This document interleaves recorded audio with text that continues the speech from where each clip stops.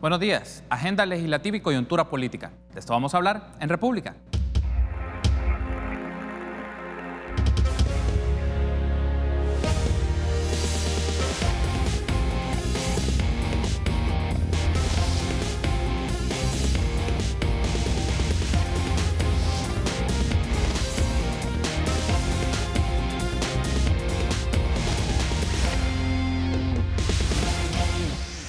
Muy buenos días, qué gusto que nos acompañe en una nueva edición de República. Le saluda Carlos Monterrosa, es un agrado que esté con nosotros por la mañana, jueves 11 de julio del año 2019. Como siempre, dispuesta a usted a ofrecerle distintos análisis de los principales acontecimientos de la coyuntura sociopolítica de nuestro país. En esta ocasión vamos a hablar en la primera parte un poco las primeras reacciones desde la Asamblea Legislativa sobre el mensaje del presidente de la República ayer por la noche, donde emite su posicionamiento sobre la demanda de financiamiento para su plan de seguridad, plan de control territorial en su fase 2 y próximas fases. Para eso es un gusto recibir a Mario Ponce, diputado del Grupo Parlamentario del PCN. Buenos días, diputado Ponce, qué gusto que nos acompañe nuevamente. Muy buenos días, Carlitos. Un saludo muy especial a todos nuestros amigos televidentes y por supuesto a ti y a todo el equipo técnico que hace posible que esta señal llegue a todo el país. Gracias a usted por tomar la invitación y hablar con nosotros de la agenda legislativa y de los principales asuntos de la coyuntura política del país. Y para eso vamos a aprovechar una nota de teleprensa que retrata y nos sintetiza de buena manera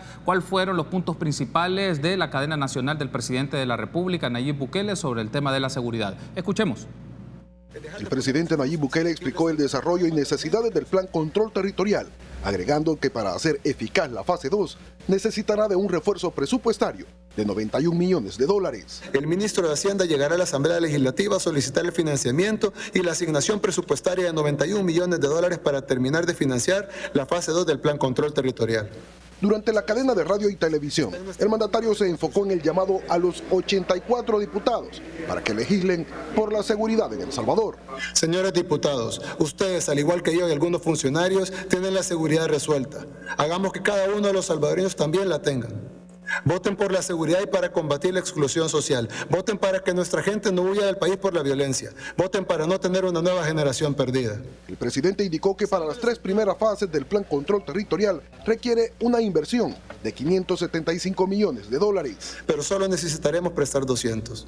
Los otros 375 millones saldrán de ahorros presupuestarios y donaciones de países amigos. El préstamo que solicitaremos por 200 millones incluirá los 91 millones que necesitamos para la fase 2 y dejará todavía disponibles 109 millones para cuando la Asamblea decida financiar la fase 3, que aún no entraría en discusión ya que aún no ha sido lanzada ni detallada. Parte de la fase 2 incluye inversión en espacios de arte y cultura. El mandatario aseguró que pretenden construir unas 60 infraestructuras llamadas cubos. 2 de estas se edificarán en la colonia Ibu en San Salvador y en el reparto La Campanera en Soyapango. Para esto ya tenemos los recursos. De hecho, ya tenemos los recursos para 30 cubos en 30 comunidades. Pero queremos hacer otros 30 en otras 30 comunidades vulnerables y tener un mayor impacto. Y para eso necesitamos una parte de los 91 millones. El presidente Nayib Bukele destacó que desde la puesta en marcha del Plan Control Territorial han disminuido los homicidios. Para Teleprensa Canal 33, Mario Zelaya. Bien, entonces ahí tenemos esta nota de teleprensa, diputado Mario Ponce, que nos retrata las principales frases que mencionó ayer el presidente de la República, sobre todo el tema de financiamiento para la fase 2 del Plan Control Territorial. ¿Cómo reacciona usted con este mensaje? Porque el destinatario directo son los diputados y diputadas de la Asamblea Legislativa y particularmente los de la Comisión de Hacienda, de la cual usted es parte. En primer lugar, creo que el esfuerzo por recuperar la tranquilidad, la paz en cada una de las comunidades es un esfuerzo de todos, es un compromiso de todos, no solamente del presidente, sino de la Asamblea Legislativa y también, en este caso en particular, tiene que tener una aportación significativa el órgano judicial. Me refiero que el comportamiento de los jueces debe ser de alguna manera acorde a estos esfuerzos. No estoy de alguna manera diciendo de que tienen que cambiar, digamos, el fiel cumplimiento de la norma penal, sino que tienen que evaluar aquellas personas que están señaladas por delitos graves en contra de la población, como el asesinato, el secuestro, la extorsión, para que esas personas de alguna manera, pues por supuesto, tengan el castigo que merecen y la corporación policial no esté haciendo doble esfuerzo. Y cuando digo que nos corresponde a todos, nosotros tenemos nuestra parte. Y en efecto tenemos que buscar los recursos junto al ministro de Hacienda, porque en este momento no hay recursos disponibles, digamos, que estén libres, como los que hasta este momento hemos entregado.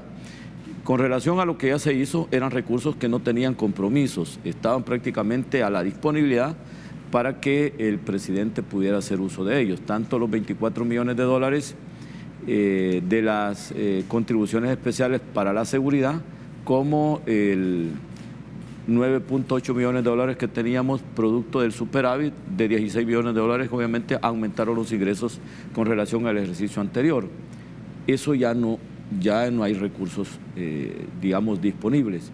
Ahora, con esta petición de los 91 millones de dólares, lo que tenemos que hacer es sentarnos con el ministro, que nos diga de dónde tenemos que mover hoy, es buscar hacer movimientos de recursos financieros asignados a alguna cartera de Estado o, como lo dice el presidente de la República, sobre alguna medida de austeridad que se va a tomar y que esos recursos de alguna manera no son necesarios para lo que realmente está asignado hoy por hoy dentro del presupuesto 2019. El esfuerzo lo tenemos que hacer todos. Es más, él manifestaba de que todo este esfuerzo significan 575 millones de dólares, de los cuales solo se necesitan prestar 200 millones de dólares. Todo lo que vaya encaminado, Carlitos, hacia el tema de seguridad, desde nuestro punto de vista, hay que apostarle.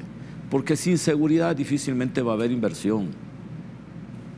Desde el emprendedurismo, la mediana empresa y la gran empresa. Menos podría de alguna manera venir el inversionista extranjero a invertir si tenemos algún ambiente inseguro en nuestro país. Eso es clave, eso es clave. Y tiene su lógica. Si tú de alguna manera logras llevar medidas de seguridad a todo el país y la población se va a poder mover a cualquier parte del país, a donde sepa que así como salió va a regresar a su casa vivita y coleando y que no va a pasar nada, eso de alguna manera da las esperanzas de que la inversión se va a poder diseminar en todo el país. Y al haber inversión, va a haber empleo. Al haber empleo, hay ingresos para la población y el país crece. Entonces, todo tiene su lógica. Este es un tema clave. Si no le apostamos a la seguridad, es difícil pensar en que vamos a crecer más allá de lo que hemos venido creciendo. Y creo que nos hemos conformado a ese 2.5 que el país ha traído. Debemos de aspirar en crecer con relación al PIB entre un 3.5 a un 5%, porque eso es lo que te va a dar la viabilidad para poder cumplir todos los compromisos que tiene el país. Tú no podés amortiguar el servicio a la deuda si no tenés crecimiento. Tú no podés invertir más en educación si no tenés crecimiento. Tú no podés mejorar el sistema de salud si no tenés crecimiento. Tampoco podés de alguna manera venir y fortalecer las medidas de seguridad en este momento que el país las tiene si no tenés crecimiento. La lógica está en apostarle al tema de la seguridad. Por lo tanto, este no es un tema en el cual vamos a entrar en un debate donde le digamos, mira, no te vamos a dar los recursos. Creo que sería un mal error de parte nuestra no hacer los esfuerzos para buscar los recursos de donde estén. Si hay que mover recursos de algunas carteras que en este caso en particular no son prioritarias, pues hay que hacerlo. Ahora, no podríamos tocar, digamos, áreas sensibles. Salud y educación, por supuesto, creo que el presidente tampoco va a avalar que venga y se le recorte a salud tantos millones o se le recorte a educación tantos millones para esto. Hay que buscar los recursos por cualquier lado, deben de estar ahí, y algunas medidas que, por supuesto, son medidas austeras que se tienen que plantear, vamos a acompañar este esfuerzo. Ha hecho una mención relevante, diputado Ponce, en su primera intervención. Menciona, de momento no hay fondos para esto, porque las disposiciones y las aprobaciones anteriores han sido reasignaciones en función presupuestaria. Entonces se tenían los rubros y las áreas con las cuales se solventaban las demandas del presidente, sobre todo en materia de seguridad, pago para agentes de la policía, del ejército, efectivos del ejército y demás. Pero menciona, en este momento no hay los fondos. Y aquí viene la pregunta, porque el presidente mencionaba ayer, se va a requerir prestar 200 millones de dólares. Lo demás lo obtendrán por ahorro presupuestario y donaciones. Pero desde su perspectiva, y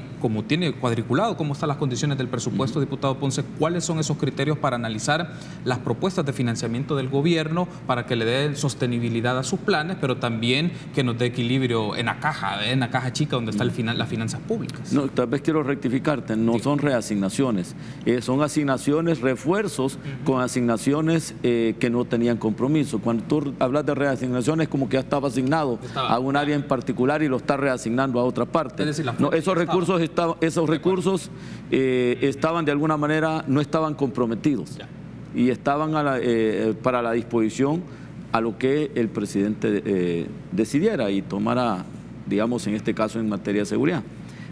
Mira, en efecto, tenés el compromiso de buscar los recursos. Ahora, la vía más larga es la vía del préstamo, pero hay formas, digamos, en la emisión se pueden de alguna manera autorizar la emisión de letes, ¿vea? Para mientras buscas el financiamiento a través de la banca multilateral o la emisión de títulos valores. Esas son, digamos, como las medidas más rápidas. Los recursos se pueden conseguir de forma inmediata, autorizando al gobierno para que emita letes por 200 millones de dólares y los puede tener en 15 días o un mes. Pero, mientras tanto, tenés que ir a buscar los recursos para pagar esos letes, porque esos son deudas de corto plazo que no podés, obviamente, venirles y decir, bueno, vamos a prestar eso. Esa es la tarjeta de crédito, de la cual nosotros solo estamos autorizados a emitir deuda hasta por un año. En un año tiene que saldarse, tiene que pagarse esos letes. Entonces, porque entonces, si así seguimos haciendo las cosas como se han venido haciendo en el pasado, seguimos con el círculo vicioso de seguir endeudando sin control al Estado. Entonces, para esto hay que poner controles y esa es la figura de los letes. Ahora, ¿qué áreas, realmente yendo con tu pregunta, deben de ser, digamos, las que posiblemente puedan salir afectadas? Bueno, ya dije, todas las otras carteras menos educación y salud. Porque no vas a descuidar, digamos, la atención hospitalaria, los medicamentos del sistema público de salud, ni tampoco vas a sacrificar la educación. En la educación, obviamente, tenemos un déficit que tenés que buscar los recursos para mejorar el sistema educativo del país. Así que nosotros estamos de alguna manera comprometidos a encontrarle las soluciones a los graves problemas del país y para eso nos eligió el pueblo, para poner todo lo mejor de nuestra parte y acompañar todas aquellas medidas que le permitan a la población tener tranquilidad, paz en su comunidad. Muy bien, tengo que hacer la primera pausa. Al regresar, sigamos hablando un poco sobre este tema y otros aspectos de la coyuntura política de nuestro país. Volvemos.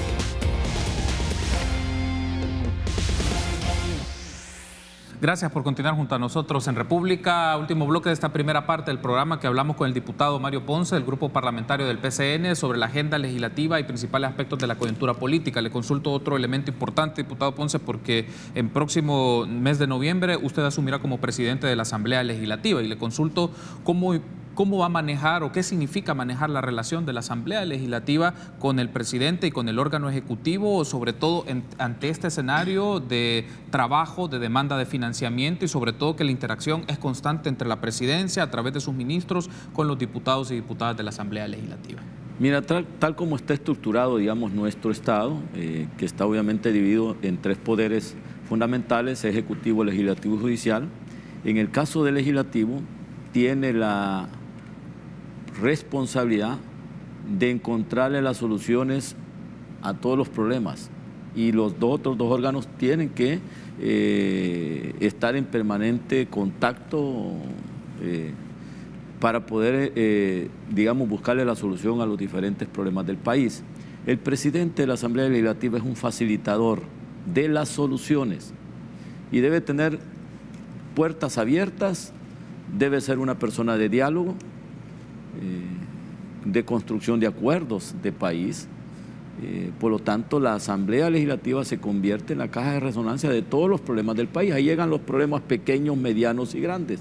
Por lo tanto, el presidente de la Asamblea es un facilitador que tiene que buscar, digamos, todos los medios y hacer todos los esfuerzos para poder responder de forma positiva a aquellas situaciones en las cuales necesite el país una solución por la vía legislativa. Llámese esta de tipo presupuestario, de reformas muy concretas en materia de penal, en reformas muy concretas en materia de seguridad, en las cuales de alguna manera tengas que tomar algunas medidas o hacer algunos esfuerzos a donde se necesite de alguna manera darle mayor potestad a la corporación policial, revisar el trabajo de la Fiscalía y fortalecer la Fiscalía, digamos, apoyar al fiscal desde ahí, de manera tal que el presidente es un facilitador de las grandes soluciones a los graves problemas del país. Y este servidor, por supuesto, va con ese compromiso.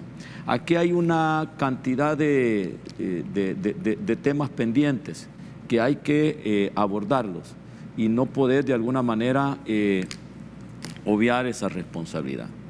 Ya hablamos de reforzar financieramente al gobierno para poder fortalecer las medidas de seguridad, apoyar a la corporación policial, que ese es un gran tema. Ya discutimos, digamos, parte del programa, nos hemos llevado casi la mitad del programa para poder hablar de ello. Pero ahí también hay otros temas de país que le atañen a los trabajadores, tanto del sector privado como del sector público.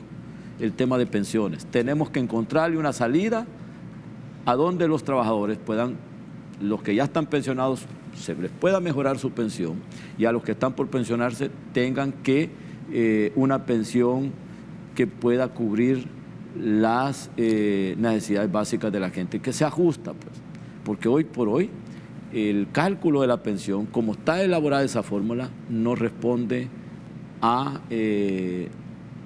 una pensión justa.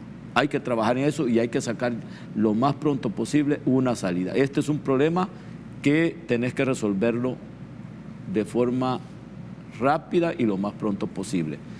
Usted ha mencionado una palabra relevante, es la figura de la presidencia de la Asamblea Legislativa es facilitar acuerdos y entendimientos. Acuerdos en favor de la población, no acuerdos para favorecer a unos pocos, en favor de la colectividad, de todo el país. Surgen 2 elementos que quiero plantearles. ¿Cómo trabajar ese rol de facilitador en 2 escenarios? El primero, el presupuesto 2020, porque esa es una tarea importante y como has llevado la tónica de años anteriores, se suele aprobar en diciembre. Vea cómo ha estado el escenario. Y sí, ahí ya va a estar bajo su trabajo como presidente de la Asamblea, el primer aspecto. Y el segundo, el año 2020 es un año preelectoral. Es decir, ¿cómo facilitar en esos 2 escenarios? Primero, aprobación presupuestaria. Segundo, un proceso preelectoral de cada partido político y que de una u otra manera eso va a implicar en el trabajo, se va a observar mucho más el trabajo de la Asamblea Legislativa. En efecto, mira, el presupuesto 2020, digamos, no tiene que, digamos, perder las características del presupuesto 2019. Los presupuestos tienen que estarse aprobando de forma equilibrada. Ya no podés estar presentando presupuestos mentirosos. Yo voy a recaudar tanto porque voy a financiar tales cosas bajo un supuesto falso.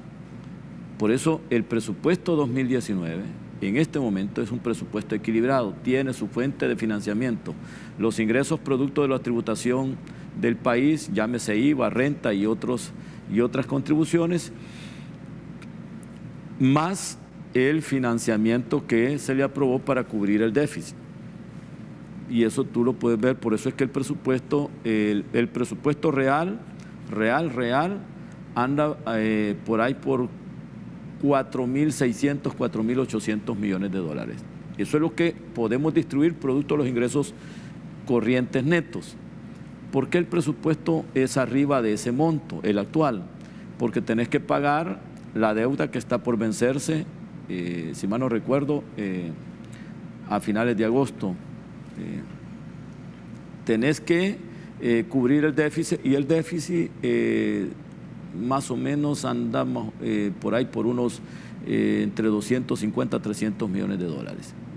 Una vez vos tenés la fuente de financiamiento, el presupuesto tiene que aprobarse, porque no estás presentando un presupuesto, estás sincerando, digamos, la realidad del país.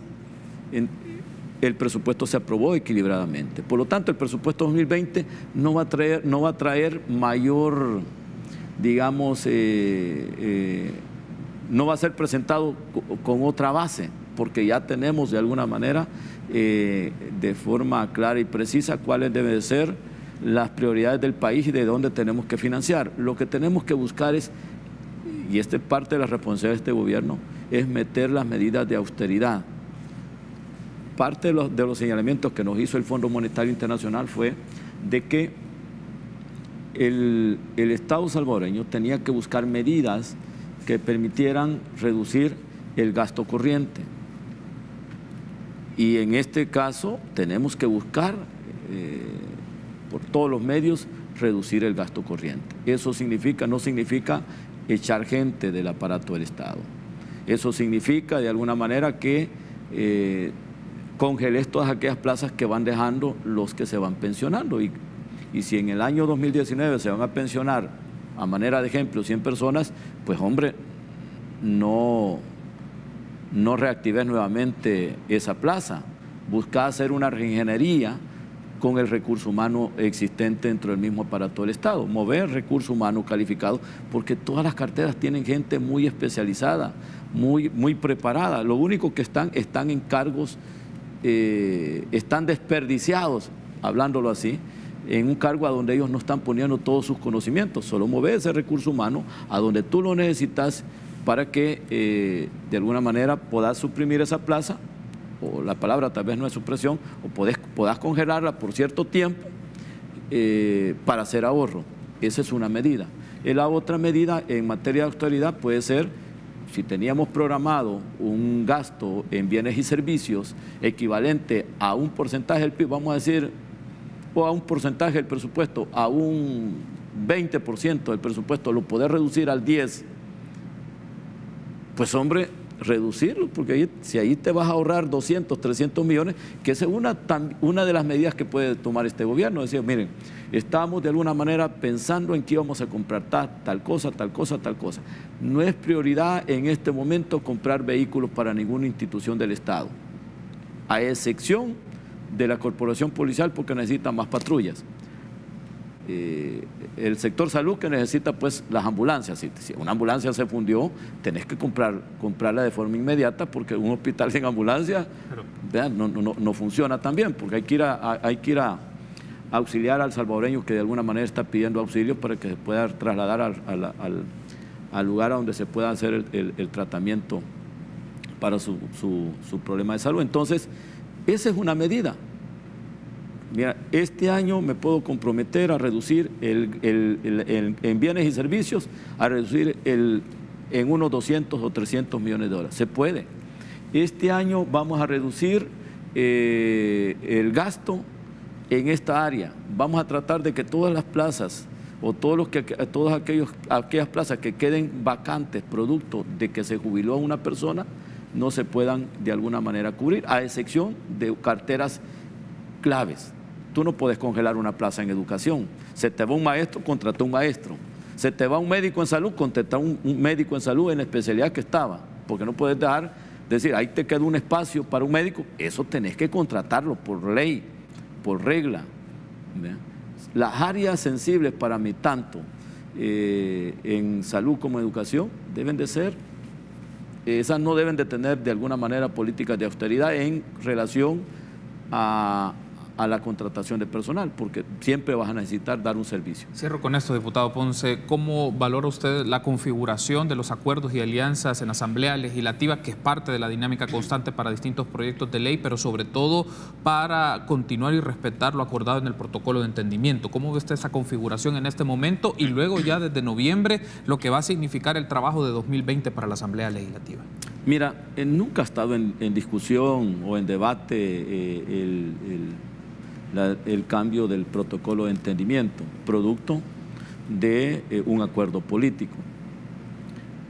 En primer lugar, lo que se dio fue una rumorología, obviamente que es un derecho legítimo. Yo no voy a decir que no sea legítimo o una aspiración de un diputado de querer cambiar, digamos, el protocolo para poder arribar y tomar el control del órgano legislativo. En primer lugar, porque no están las condiciones y hay un pacto político, hay un protocolo firmado por 3 partidos políticos, llámese Arena, PCN y PDC, que sumamos 49 votos. Puede ser que en el camino algunos crean conveniente hacer el cambio. Eso, cambiar un protocolo de entendimiento significa cambiar los acuerdos pactados, y eso a futuro, cualquier pacto que se haga a futuro no tiene de alguna va a tener incertidumbre y no podés sembrar incertidumbre en el país, porque 3 años pasan rápido. Año y medio que me va a tocar a mí dirigir la Asamblea Legislativa pasa rápido. Y a la vuelta de la esquina hay una nueva elección y hay que ver esa nueva configuración en la cual tú vas a necesitar del otro partido, porque difícilmente ningún partido puede tener el control total de la Asamblea Legislativa. Tienen que haber alianzas, tienen que haber acuerdos políticos sobre un proyecto concreto de cómo administrar el órgano legislativo y cómo sacarlo adelante y cómo encontrarle las grandes soluciones a los graves problemas del país. Perfecto. Diputado Ponce, quiero darle las gracias por habernos acompañado. La invitación está hecha para que le demos la pista al tema de la hacienda pública y nos quedó pendiente. Hay un par de temas, sobre todo el tema de la descentralización, porque me gustaría que lo abordemos, y también un poco el trabajo de la Comisión de Reformas Electorales. Está en proceso la elección de magistrados y me gustaría invitarlo para que sigamos discutiendo esto en los próximos días. La invitación que tú me habías hecho era ver los temas de coyuntura, la agenda legislativa, y en la agenda legislativa ya tú tocaste varios. Hemos tocado el tema de seguridad, hemos tocado el tema presupuestario, el tema hacendario, pero ahí están los temas de las reformas electorales para fortalecer nuestro sistema democrático. Ahí está el tema de pensiones, que lo hemos abordado así un poco superficialmente.